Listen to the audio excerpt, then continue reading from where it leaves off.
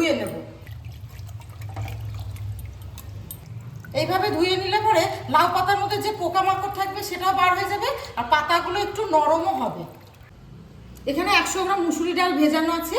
এর মধ্যে আমি এই রসুন আর কাঁচা লঙ্কা দিয়ে একটা মিহি পেস্ট বানিয়ে নেব। এখানে ডালটা ভালোভাবে পেস্ট করা হয়ে গেছে। এবার এর মধ্যে আমি কিছু শুকনো মশলা অ্যাড করব। 1/2 চামচ হলুদ গুঁড়ো, 1 চামচ ধনে গুঁড়ো, কাশ্মীরি লঙ্কার গুঁড়ো 1/2 চামচ। এবার দিয়ে দিচ্ছি কাঁচা লঙ্কা কুচোনো, পেঁয়াজ কোচানো আর কুচোনো ধনে পাতা, স্বাদ মতো লবণ।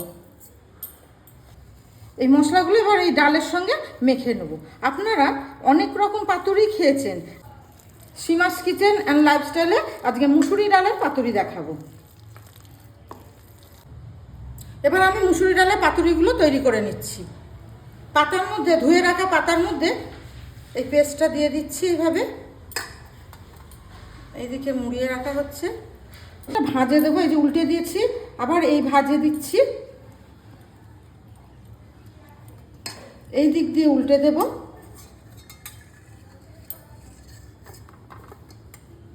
উপরে অল্প দিয়ে দেব,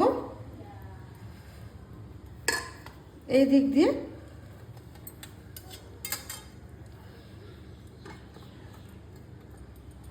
এই ডালের পেস্ট দিয়ে এর মুখটা এইভাবে মেরে দেব।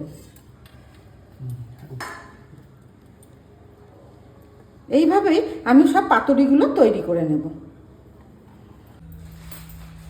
মুসুরি ডালের পাতুরিগুলো সব বানানো হয়ে গেছে। এবার আমি ভেজে নেব। তেল গরম হয়ে গেছে, এবার পাতুরিগুলো আমি ভেজে নেব।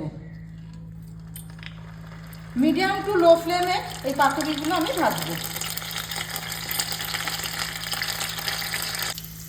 পাতুরির এক পিঠটা দেখুন বন্ধুরা ভাজা হয়ে গেছে, আমি আর একটা পিঠ ওইভাবেই ভেজে নেব।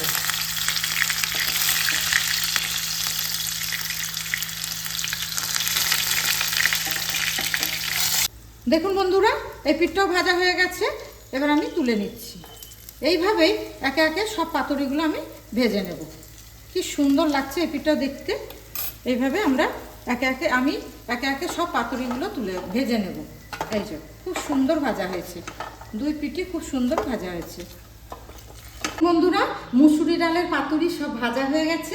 এবার আপনাদেরকে আমি পরিবেশন করে দেখাবো।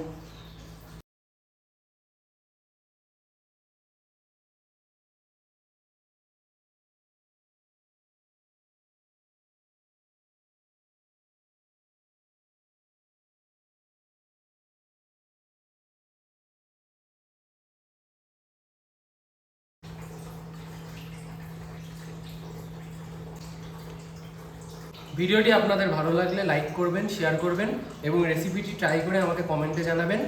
আর আপনাদের অনুরোধ রইল, এই রেসিপিটা আপনারা ট্রাই করবেন একবার। অসাধারণ খেতে হয়েছে। এখন আমি এটা খাবো মজা করে। আর আমাদের চ্যানেলটিকে সাবস্ক্রাইব করে আমাদের পাশে থাকবেন। সুস্থ থাকবেন, ভালো থাকবেন। টাটা।